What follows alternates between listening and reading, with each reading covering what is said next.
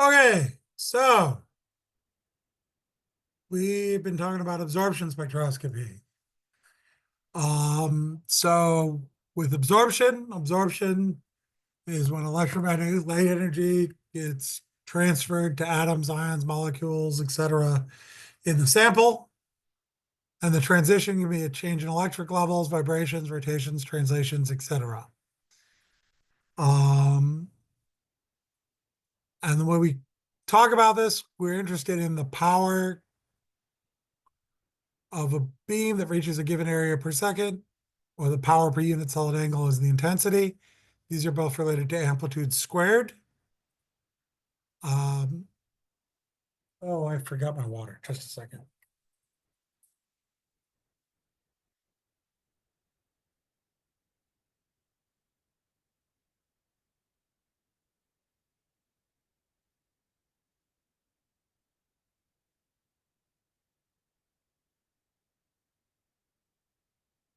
Um, uh, and the general way we deal with this is we generally use Beer's law. So, well, this doesn't work in all situations. The amount of light absorbed by a sample is dependent on the path length, the concentration of the sample, and a proportionality constant, the molar absorptivity.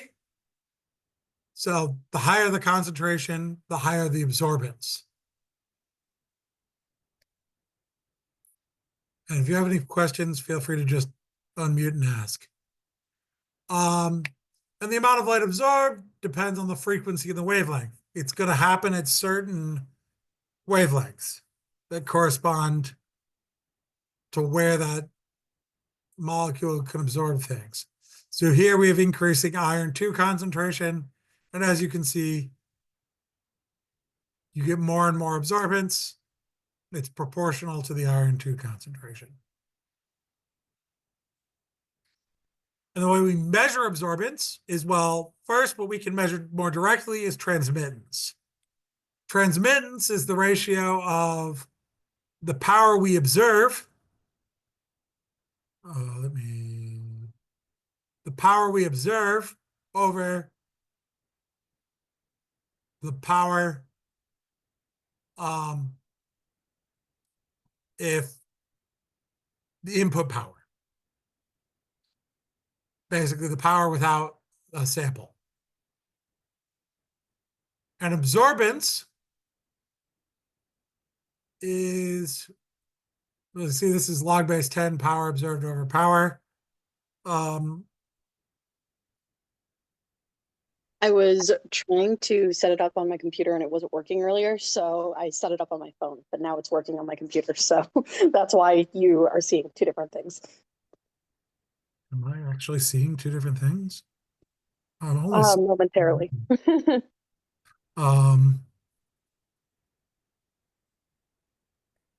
But if you're seeing, I mean, I saw a change, but Yeah, no, not yet.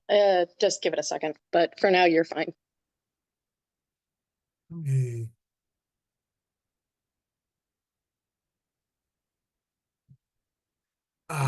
It's recording. There might just be some dead time at the beginning of the recording.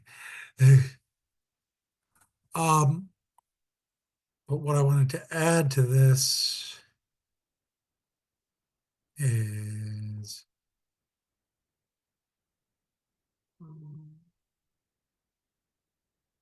just a second.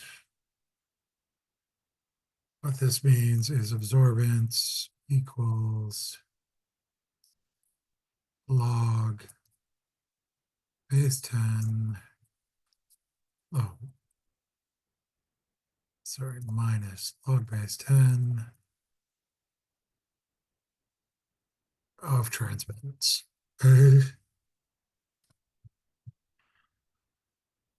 So if you notice,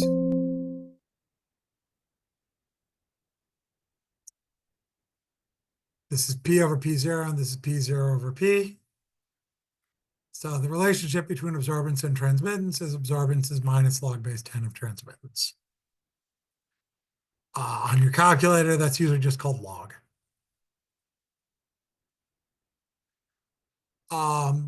And so here, this is, showing percent of transmittance versus absorbance.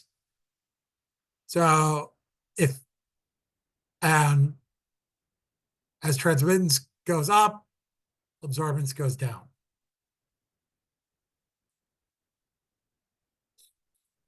So if there's no light absorbed, absorbance is 0.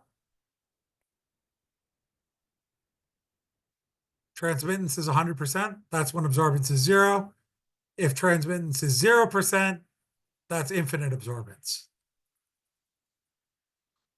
And so there's sort of a point down here where if your absorbance is too high, the data is just kind of bad. Because you're dealing with very small transmittance, so noise can kill you. So absorbance, is minus log T. And it doesn't really hold at high concentrations when absorbance is significantly greater than 1. Or even really when it's much greater than 1. Because you got less than 10% of the light coming through.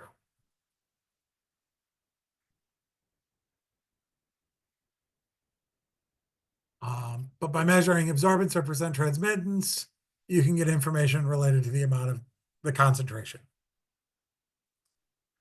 And in practice, you don't need to do this calculation because there's a button you can press that will switch from absorbance to transmittance. From transmittance to absorbance. But that's sort of the general idea. So here's an example problem.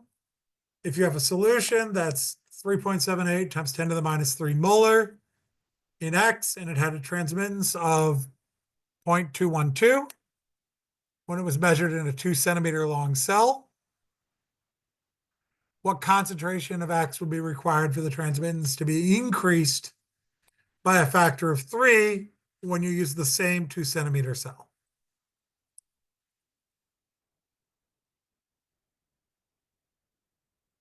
So to approach this problem, we can start by listing what we know. How did I do this? So our transmittance initially is 0.212. Our initial concentration is 3.78 times 10 to the minus 3 molar. The length of our cell, B, is 2 centimeters. And what we're looking for is that concentration 2. We also know that transmittance 2 is 3 times transmittance 1. So now we can calculate transmittance 2. 3 times 0.212, transmittance 2 is going to be 0.636. Also, in general, we know Beer's law. The absorbance is epsilon times B times C, where B is the length of the cell and C is the concentration. So if we solve this for epsilon, absorbance over B times C equals epsilon. But epsilon is a constant. It's a property of the material.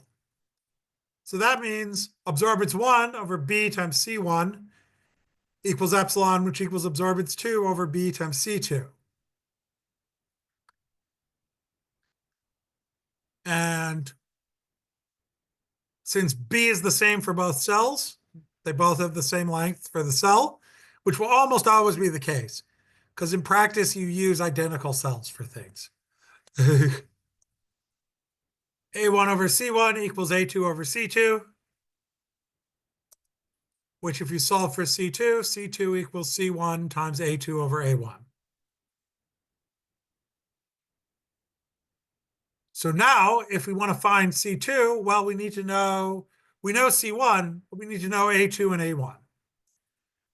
We know the transmission, but we need to know the absorbances. So absorbance is minus log transmission. Absorbance 1 is minus log transmission 1. So minus log 0.212. So that's 0.674, rounded to 3 significant figures. Absorbance 2 is minus log 0.636. Because the transmittance is bigger, the absorbance will be smaller. This is 0.197.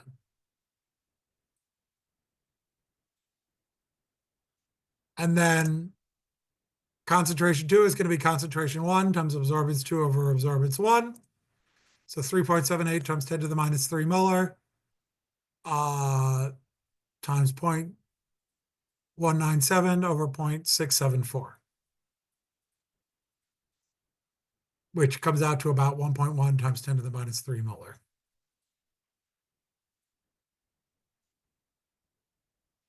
And the slides with the work on them are not up on Blackboard yet because I wrote them half an hour ago or less. Because normally I just do this on the board, but no board.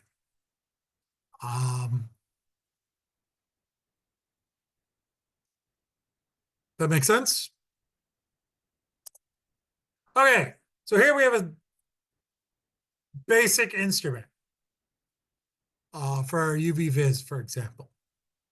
We have a light source. We have a slit that gets all the light in a thin strip. So our dispersion device works better. We have a dispersion device, which spreads the light out based on wavelength, which gives us an exit slit. And we have an exit slit, which allows us to choose what wavelength we're dealing with.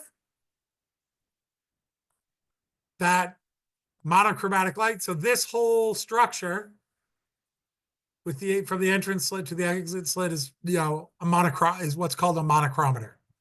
It's a thing that makes light monochromatic. So it's called a monochromator. Then we have our sample, and then we have our detector.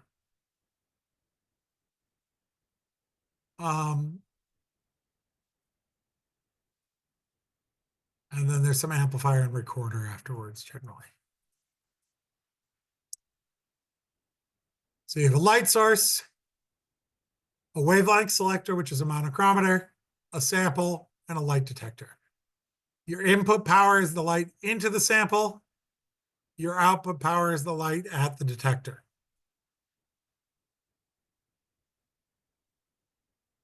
And the components, you have some stable radiation source, you have a wavelength isolator, you have transparent sample holder and optics, and then you have a detector and signal processing. So some design properties of your components. For your light source, you want it to create the proper wavelengths. You want to make sure your light source emits light at the wavelengths you're interested in. You want it to be stable, to have a constant power. You don't want your light source changing in power because that could screw up your calculations. And you want good precision, and that leads to good precision. And you want it to be intense. You want it to have a higher power. If you increase the power, it's easier to see the absorbance because that increases your output, which increases your signal at the detector. Now, your wavelength selector, you want to have a narrow band pass. You want to select just the desired wavelength, but you also want to let large light throughput, which increases power. And those, unfortunately, are a trade-off because the tighter your band pass, the more light you're basically throwing away. So it's a trade-off there. And your sample cell holder, you want it to have a fixed geometry. You want your B to be constant. In Beer's law, because absorbance depends on the length of the cell. You want the length of the cell to be constant. There's your other U. And you want it to transmit the wavelengths of interest. So you want your cell to be made out of something that's transparent to the light you're interested in.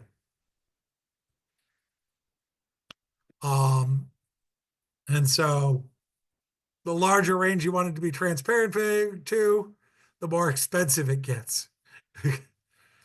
So like we have both plastic cells and and like quartz cells. The quartz cells are transparent over a larger range. But if we're only interested in the stuff where the plastic is transparent, well, the plastic cells are much cheaper and easier to clean.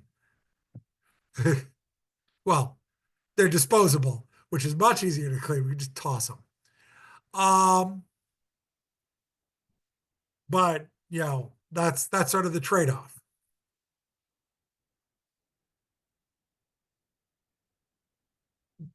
Um, so it depends on what you're looking at. And the detector, you want it to be stable and you want it to detect the wavelengths you're interested in.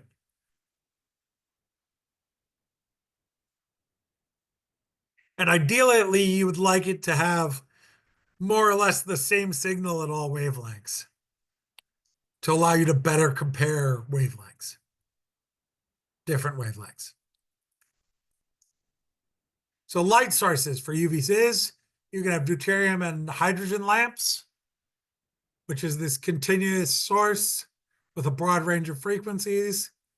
This is like an arc lamp in deuterium or hydrogen gas at low pressure. So you have a filament and electrode exciting deuterium and hydrogen in a sealed quartz tube, and you get a broad range of UV from, in the presence of this arc. Some of the electrical energy gets absorbed by deuterium or hydrogen, which results in the dissociation of the gas and a release of light.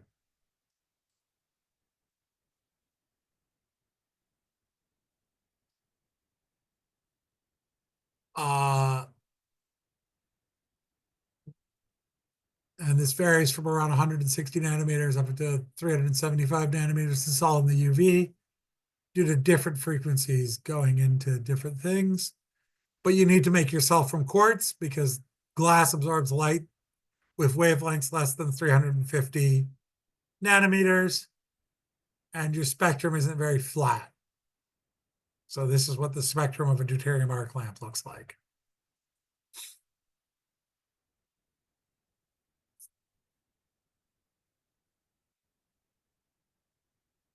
You can also use a tungsten filament lamp as a light bulb. I mean, it's a fancy light bulb, but it's just a light bulb. Classic incandescent light bulb is a tungsten filament lamp. It's a very bright light bulb with a very big filament to increase the amount of light it puts out. But it's just, we have a wire, we get the wire really hot, the wire glows, that emits light. It's a black body spectrum. It depends on the temperature of the filament. The hotter the filament, the more UV visible light is involved. That's just, it's a light bulb.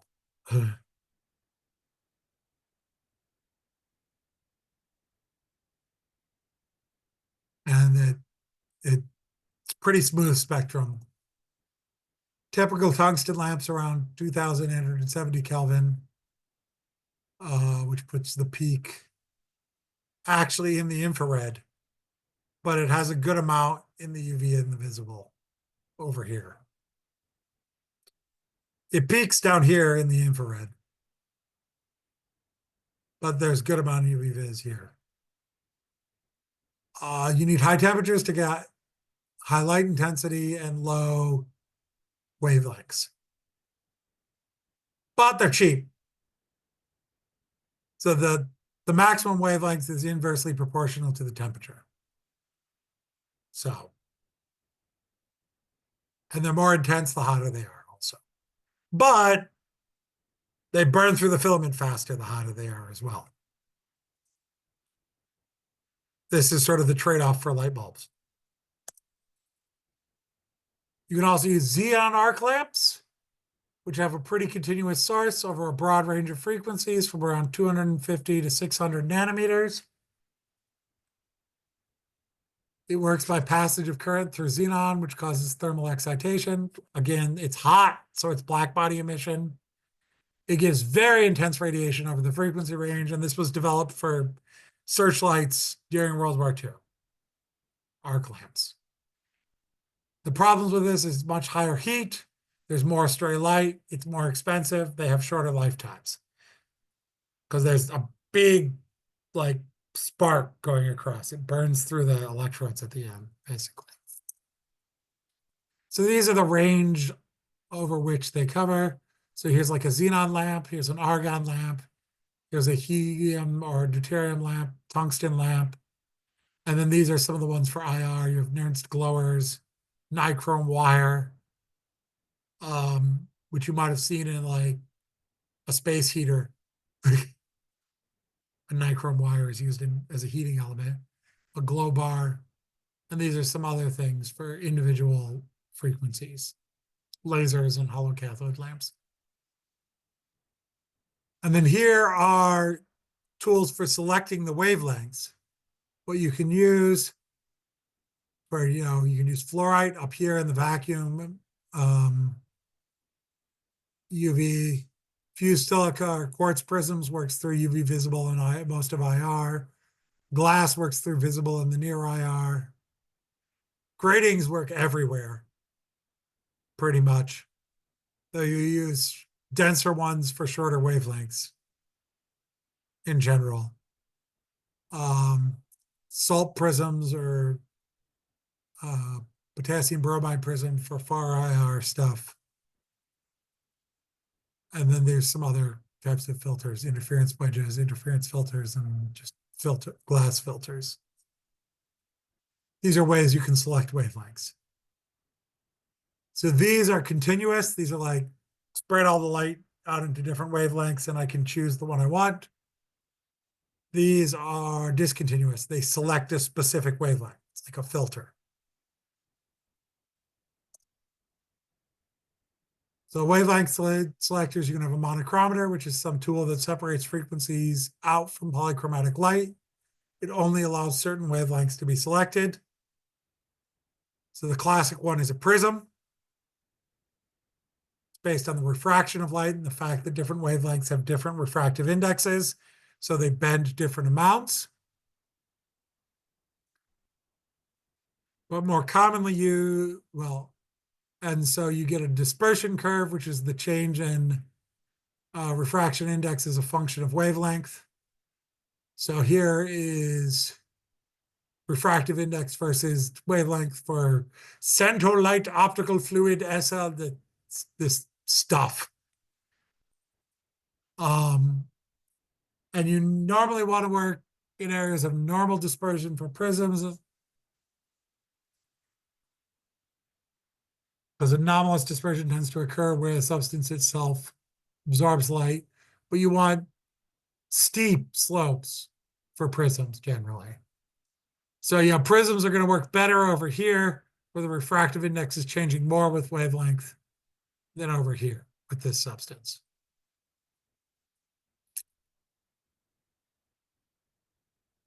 So Snell's law, index of refraction times sine of the input angle equal index of refraction 1 times sine theta 1 equals n2 times sine theta 2. And a prism basically causes the light to bend because it refracts twice because of the angle change here. You can do a prism, so light has to hit a prism at an angle. The most common is a 60-degree prism like this. But you can also do it with a mirror in the back and basically reflect through it. But this is the most common setup for a prism. You can also use diffraction grating. And in fact, diffraction gratings are more common because the way it separates light is pretty much linear. And it's frequency independent. So it has a lot of advantages. This uses constructive and destructive interference. For a transmission grating, you have grooves or slits placed on a transparent material. So the order of interference is n. N times lambda equals the distance between the slits times the sine of the angle. So different wavelengths will have constructive interference at different points, and you can select desired wavelength by letting light at different points into the instrument. You can rotate the diffraction grating, or you can move a slit, things like that. It's usually rotating the diffraction grating, changing the angle. Now, more common is to use a reflection grating, where you bounce light off of a groove plate, and then you can tilt the reflection grating to change the angle. It's a grooved surface, and here n theta is equal to the distance between the grooves times the sine of the input angle plus the sine of the output angle. And the spacing of the slits is distance from one groove to the next, and they typically have 300 to 2,000 grooves per millimeter. And constructive and deconstructive interference occurs because light travels different distances when reflected from each grating.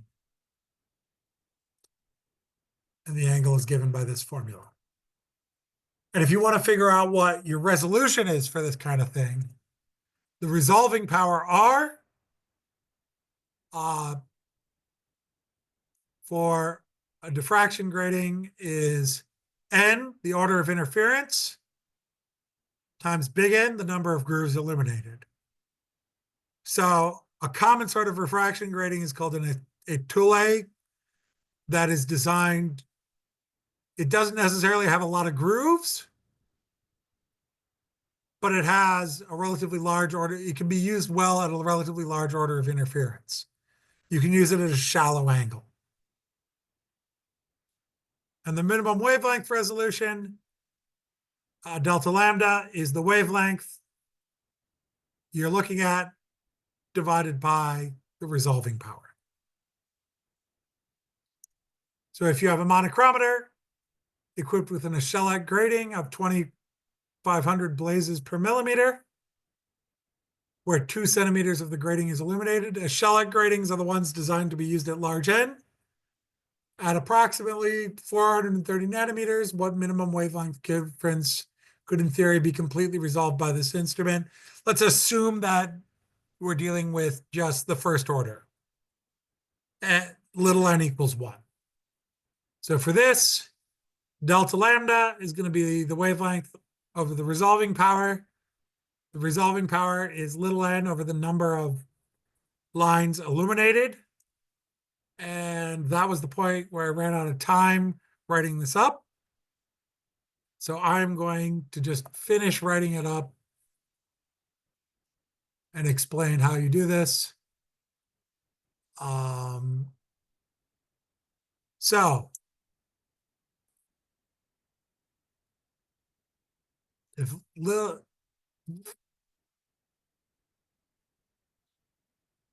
we'll say that little n is equal to 1. And then big N is going to be 2,500. Sorry. Oh.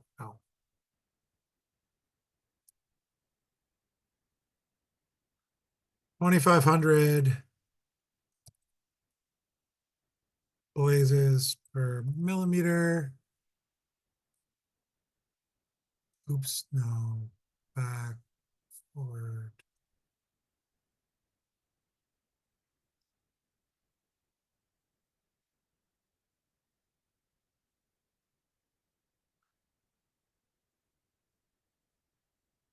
Times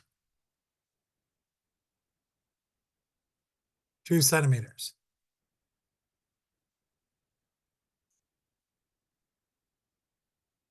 So that resolving power comes out to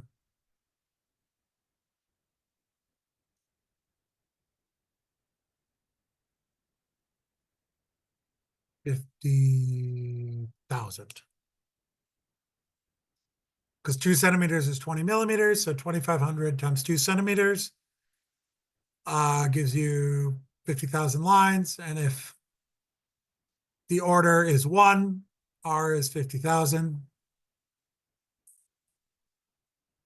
So delta lambda is going to be lambda over R. Lambda is 430 nanometers over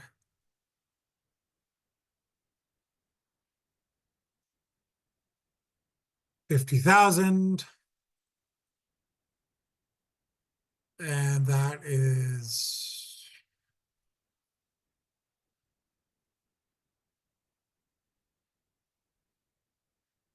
0.008.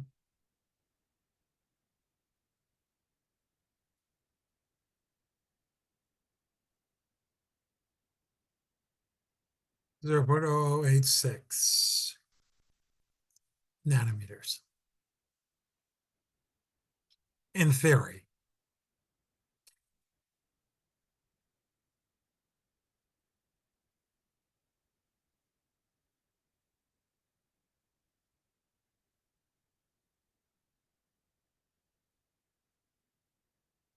Or, yeah. Um,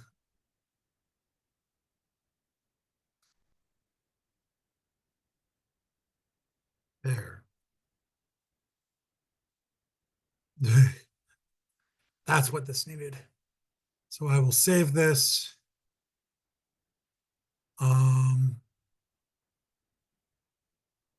So that's how you could do that sort of calculation. Not that I'm actually going to ask you to.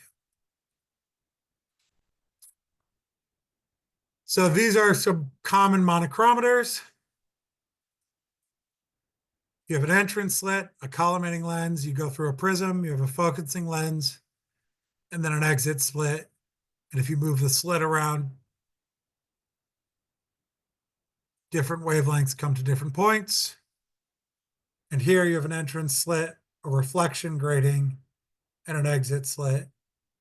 And then in practice, I believe generally they rotate the grating because that moves this point around. You can also rotate the prism.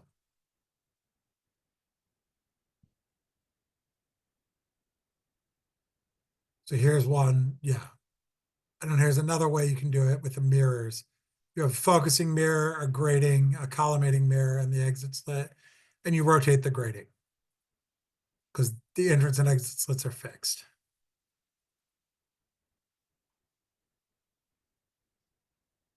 And you can have a prism, and again, probably rotate the prism.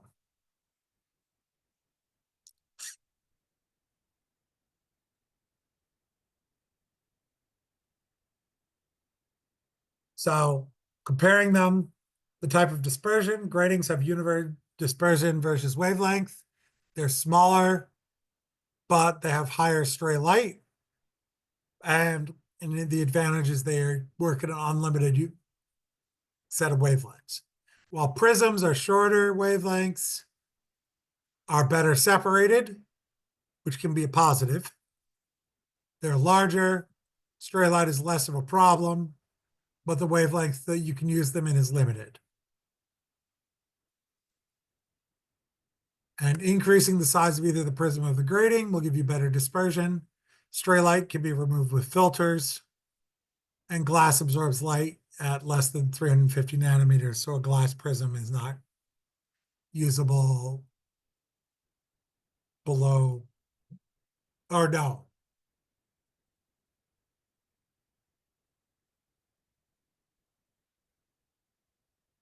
Certain wavelengths. You know, glass can be a problem.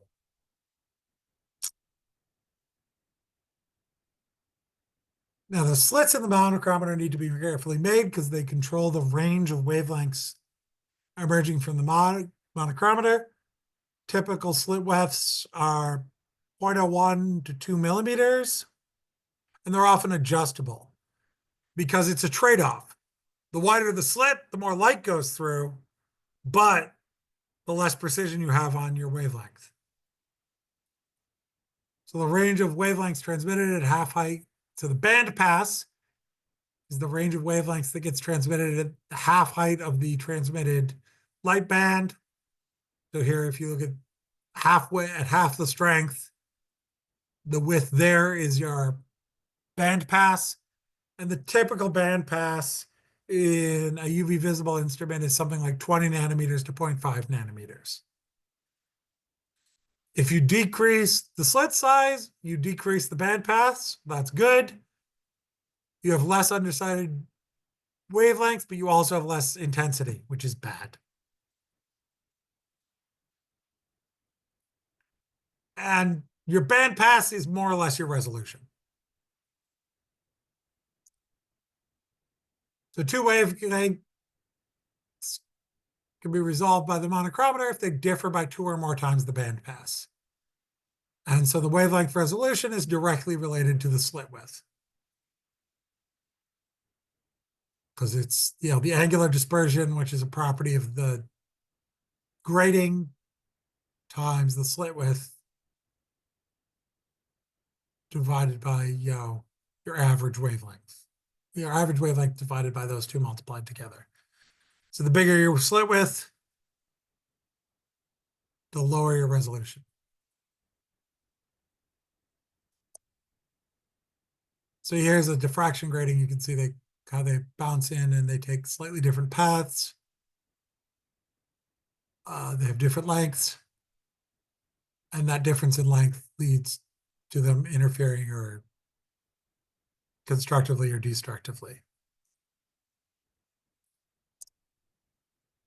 And you get order 0, order 1, 2, 3, because it can be 1 wavelength, 2 wavelengths, 3 wavelengths, and so on.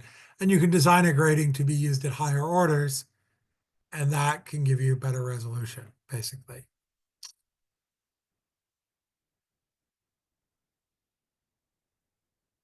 So if you have a laser and want to estimate the wavelength, you decide to use a reflective diffraction grating to do this.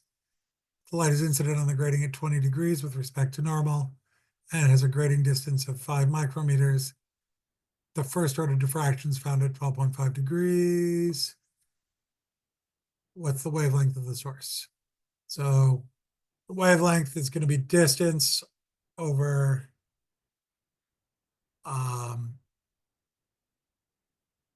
m, the distance between the lines over the order, times the sine of the input angle plus the sine of the output angle.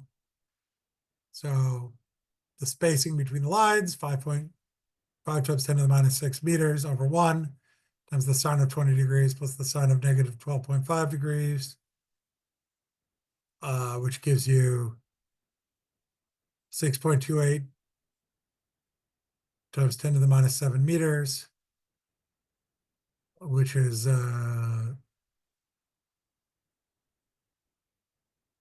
628 nanometers.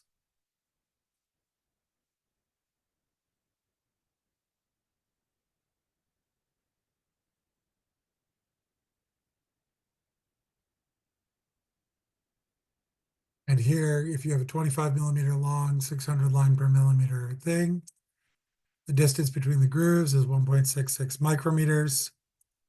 The number of lines is 15,000 lines. The resolving power, assuming first order diffraction, ends up being m times n, 2 times 15,000, so 30,000 lines. That I feel is off, but whatever. And assuming a center wavelength of 550 nanometers, the minimum wavelength separation is 550 nanometers over the resolving power, which is 0.018 nanometers. This is like what we did before. So other ways you can do monochromators, you can use filters. So let's say you have filters, you have an orange cutoff filter and a green filter. So the green filter lets in this green light. The orange cutoff filter cuts off everything below a certain wavelength. And the combination of the two is a thinner area here. So basically you can use filters to choose out a specific wavelength. So materials remove undesired wavelengths by absorbing them. They're typically made from colored glass or dye, suspended in gelatin between glass plates. They have a fixed wavelength. A lot of energy gets lost to absorption. The advantage is they're cheap, but a wide wavelengths is allowed through.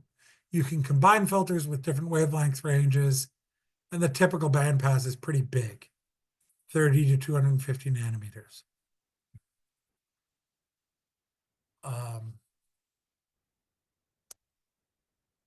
An interference filter, on the other hand, uses interference to act as a filter. They're made up of thin layers of metal and dielectric material sandwiched between glass plates. And basically, the light bounces back and forth between the metal, between the two metal layers here in the dielectric, and interferes and only allows certain wavelengths through. And you can see this effect if you've ever seen like an oil slick on water and how it has all those colors. That's because it's acting as an interference filter. It's also how a lot of structural color happens in nature. So, like butterfly wings that achieve blue because they have structures that reflect, interfere. Or if you've seen, you can also see if you've seen like a piece of metal that it gets hot and it changes colors. It goes through a series of colors as you heat it, and you can make it a very dramatic blue. You've seen blued steel. That's a thin layer of oxide on the surface of the steel doing this interference thing. So the dielectric materials will be uniform known thickness, and the metal acts as a partial mirror, and it only allows through certain wavelengths. And these can be much tighter filters, and because they're based on interference, they can actually let through quite a bit more light. So you get these reflections in the airspace. Some goes through, but some is reflected, and the wavelengths transmitted through the filter are 2 times the distance between this is n, some integer, the wavelength is 2 times the distance between the plates times the refractive index. So the bandpass can be like 1 to 20 nanometers. It can be quite narrow. But the filter is very fixed at a given value. And unfortunately, you do lose quite a bit of intensity due to reflection. It's not perfect. Now, what time is it?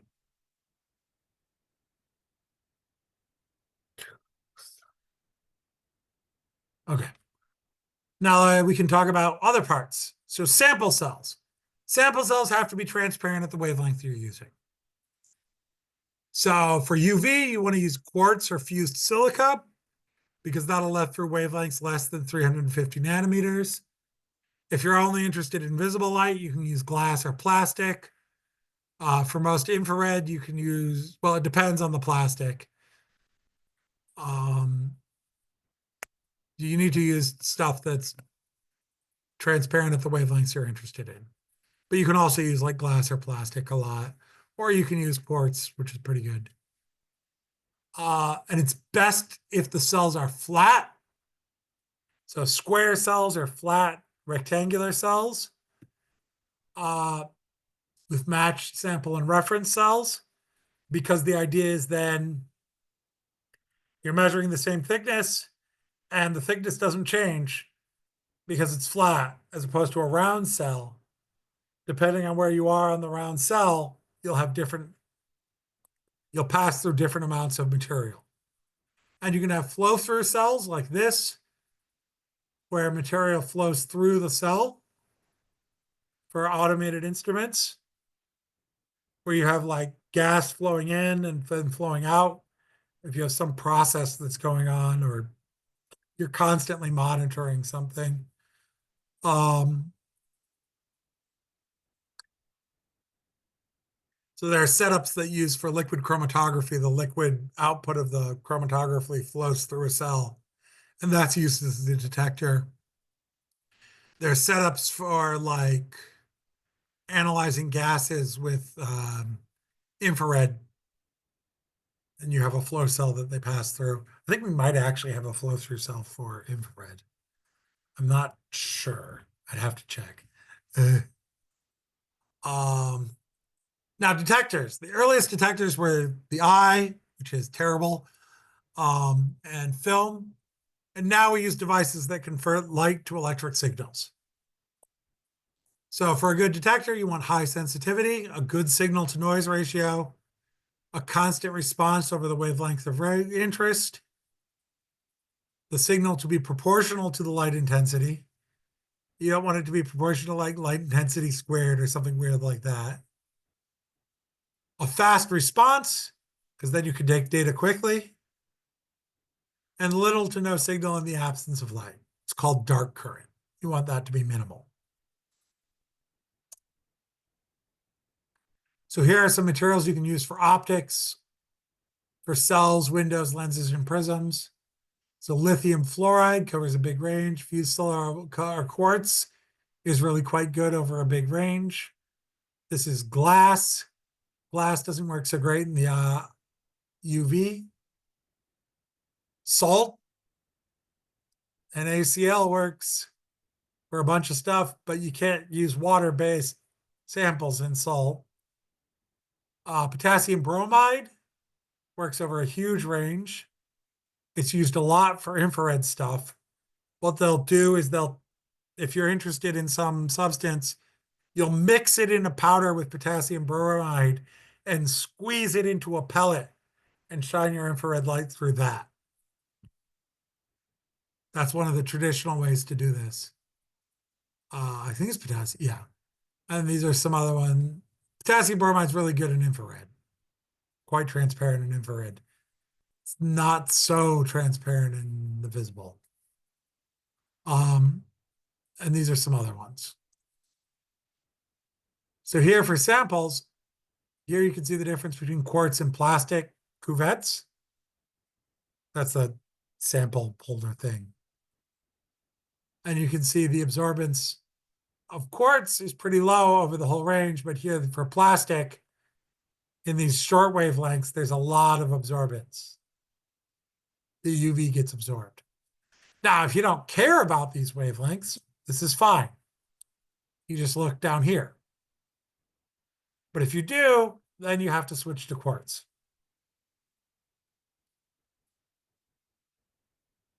So when we do UV visible, we're going to look at olive oil and chlorophyll and olive oil. And we'll use plastic because we don't care about the UV stuff. Because chlorophyll has its peak down here in the green. Well, no, not in the green, but in the visible.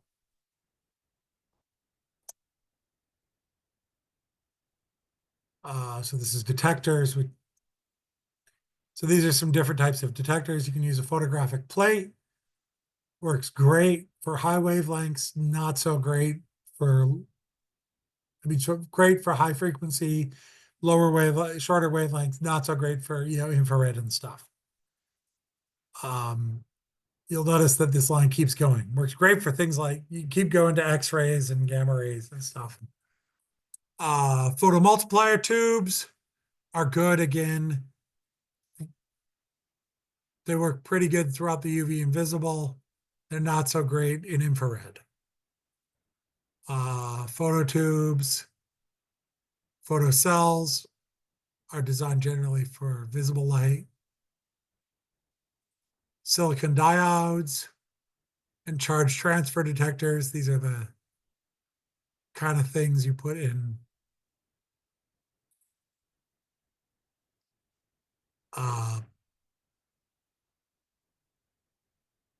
the like cameras. Photoconductors. Now for infrared, things like photoconductors, thermocouples or bolometers, and Golay pneumatic cells. They're more measuring temperature. These are sort of thermal measurements. And the pyroelectric cell, which changes temperature. So often the response time is slower because of that. But photoconductors and things like that can be quick. So here's a photovoltaic cell where you have glass or a thin layer of silver. and then selenium or iron. And basically, as light hits this, it emits, passes through the transparent silver layer, hits the selenium, causing electrons to be released, which can move across the barrier towards the silver layer, and they're collected at the iron layer to neutralize the selenium layer.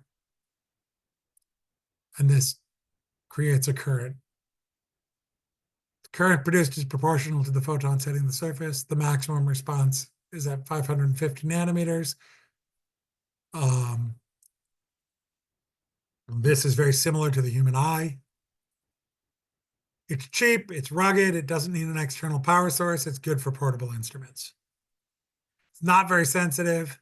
It shows fatigue, decrease in response with continuing illumination, and it's difficult to amplify the signal because there's a small resistance. A phototube uses a photoemission material that ejects electrons when it's hit with a photon. This is still the photoelectric effect. And there's a potential across the cathode and anode. And as light hits the cathode, electrons are emitted from the cathode and attracted to the anode, and you get a current, and you can measure the current. This produces a current that can be measured. The current is proportional to the number of photons. This is a smaller current than a photovoltaic cell, but it can be amplified because of the larger resistance. And a 90% voltage difference is sufficient to collect all the electrons produced. And various photoemission materials are sensitive to different ranges of wavelengths. So different materials have different emission sensitivities, as you can sort of see here. It's common to use phototubes in UV visible instruments. You have one tube for UV and most of the visible regions, and then maybe a second tube for the red end of the spectrum. And some phototubes have flat regions throughout the entire range. This 128 gallium arsenic composite. And sometimes you put gas in the tube, and that can increase the current. It's sensitive, the signal's easily amplified. The disadvantage is there's some dark current from thermal emission of electrons and natural decay of potassium-40 in the glass housing. A photomultiplier tube is like a phototube with a setup that multiplies the number of electrons, which means these are sensitive to tiny amounts of light and give you very big currents in exchange. It's a current amplifier in there. So light hits the cathode.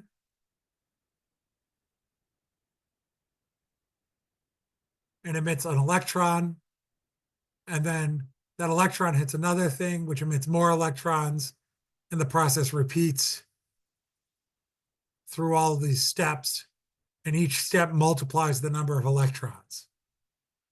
And so you can go from one photon to millions or billions of electrons. Well, millions of electrons. Millions or tens of millions of electrons. So light hits a cathode, the electron is emitted.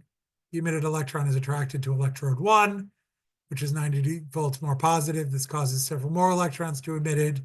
These are attracted to dynode 2, which is 90 volts more positive than dynode 1, and so on. And overall, the voltage between the anode and the cathode is like 900 volts. One photon produces 10 to the 6 to 10 to the 7 electrons.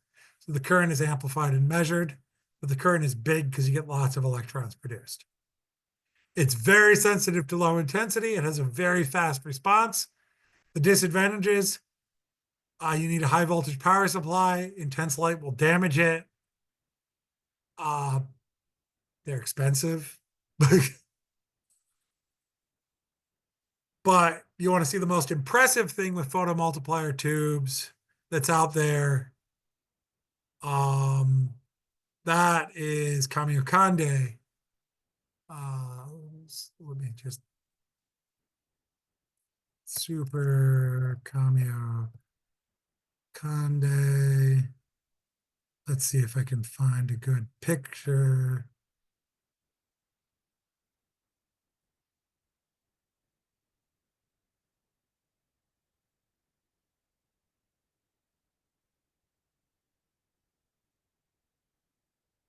So this is the neutron detector Super Kamiokande. Every one of those domes is one of the biggest commercially produced photomultiplier tubes ever made. This thing is enormous. And they're detecting tiny amounts of light from neutrinos passing through this. The whole thing gets filled with water. um, and there also was a kind of amazing incident that happened where there was an earthquake or something while this was partially filled. And apparently one tomb had been slightly damaged and imploded, and it transmitted destruction like all the way across this. It shattered the tubes, huge numbers of these. But yeah, so that's a photomultiplier tube.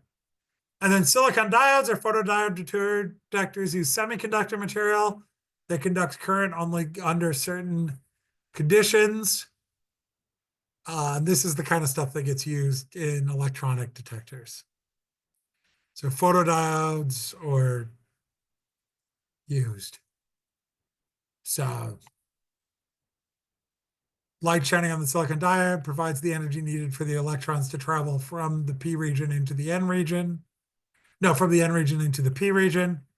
And so the flow of the current is related to the intensity of the light.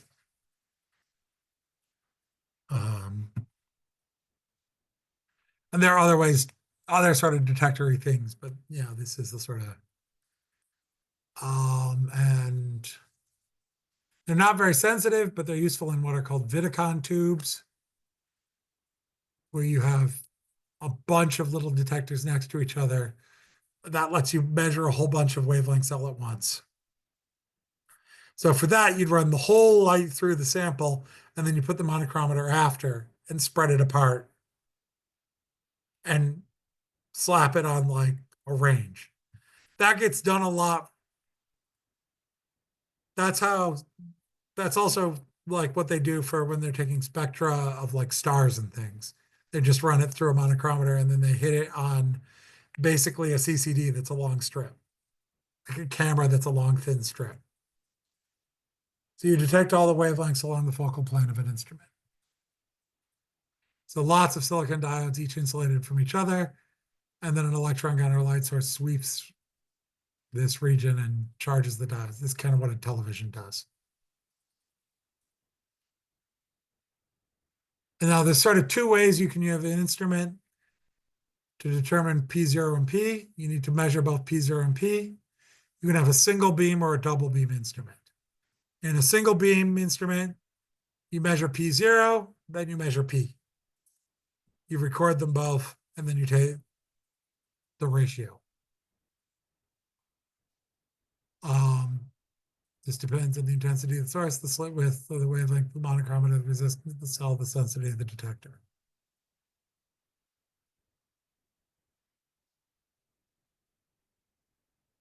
So for a single beam experiment, P0 is measured with solvent in the cell. Basically, you put an empty cell or solvent, and then for P, blank everything except the compound to be analyzed. Spectrophotometer is adjusted to read 1,000 transmittance or 0 absorbance with solvent in the cell. And then 0 transmittance or infinite absorbance is set by blocking the light beam. Because this can change over time, there can be drift, and the settings are wavelength dependent.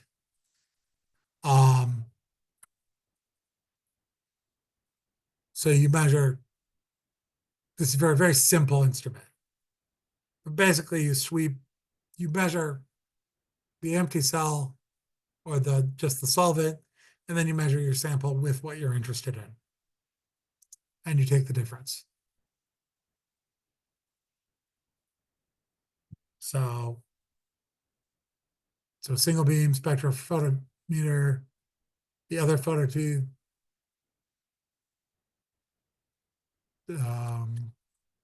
So you have something like a 20 nanometer bandwidth. So the reference photo tube electronically adjusts for changes in source intensity. So that can be automated. The wavelength control turns the grading, and the 0G adjust sets the meter to 0. Transmittance when the occluder blocks the light beam at 100.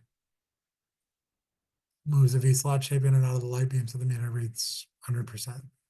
This is a fairly cheap, rugged setup, but you need to readjust 100% transmittance at every wavelength and periodically check for drift.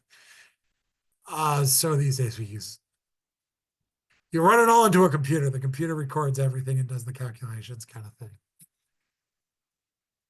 With a nicer one that's what we've got. Now a double beam spectrometer can eliminate some of the single beam problems by basically the reference and the sample can be measured essentially at the same time. So you split your input beam. You choose your input beam either goes to the reference or the sample, and then it recombines at a grid mirror to go to the photomultiplier. So you have a selector mirror or a beam chopper, which can rotate at 60 cycles per second, which can alternately reflect to the reference and sample cells. And it's combined and goes to a single photomultiplier tube.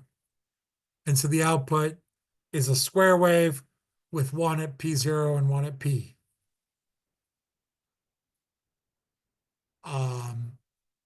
This is good for wavelength scanning. There's a little drift because there's only one photomultiplier tube. It's more complex and expensive.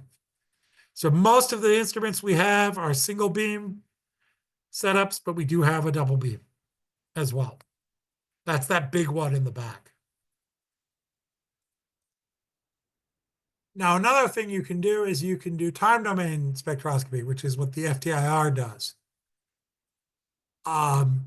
Where instead of using a monochromator to filter out just one wavelength, you use sort of an interference process and a moving mirror to create a signal that varies over time based on the movement of the mirror, which you could then use the Fourier transform to change it to something that corresponds to the frequencies involved. So you have a power versus time thing that looks like this, and then the sum of that looks like this, and then you can use Fourier transform to change it to pull out the individual frequencies. And the big development here was the development of the fast Fourier transform and computing stuff to do that. So you can't use a Fourier transform based measurement thing without using basically the fast discrete Fourier transform formula, which, it's fast, but it requires computing. Doing it by hand is just not practical. And so this is the time domain plot, and this is the frequency domain plot. So these are the two frequencies that make up this. So the time domain, you have these two frequencies, the gray and the blue. When you add them together, you get this. And if you ran a Fourier transform, you'd get these. And Fourier transform instruments over dispersive instruments, you get faster collection times. There's an advantage of being multiplexed. You get much better signal to noise ratio. You get more light passing through because you don't get rid of any light. All the light goes through at the same time, and there's better resolution. The disadvantage is you need to do a bunch of computation at the end. And you need to record things fast enough. So you have a mirror that moves back and forth, and you have a beam splitter here. So your source comes in, it's a fixed mirror and the movable mirror, and then it passes and recombines at the beam splitter and passes through the sample and into the detector. And your output is this sort of wave over time as the mirror moves back and forth. And you can convert that to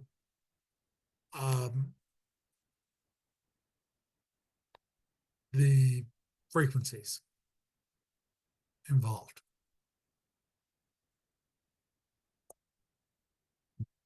And you have a reference laser that you send through the whole thing.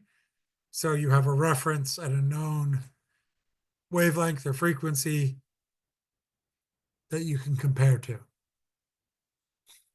So you have a source and collimating objects, a pulsing mirror, a stationary mirror, a sample, time domain output, and then it has to be run through the fast Fourier transform to get frequency domain output. Because Fourier transforms, doing them without the fast Fourier transform formula, which is a sort of brilliant piece of math, takes forever.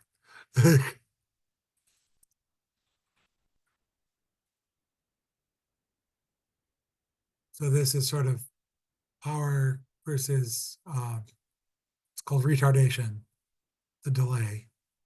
And then these are the formulas involved. We'll go over them again when we get to IR stuff.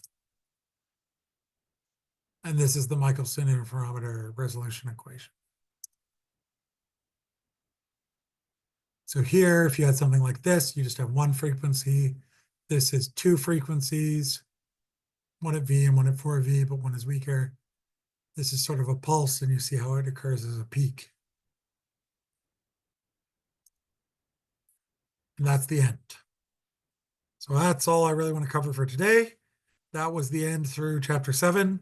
So we'll start on infrared on Thursday.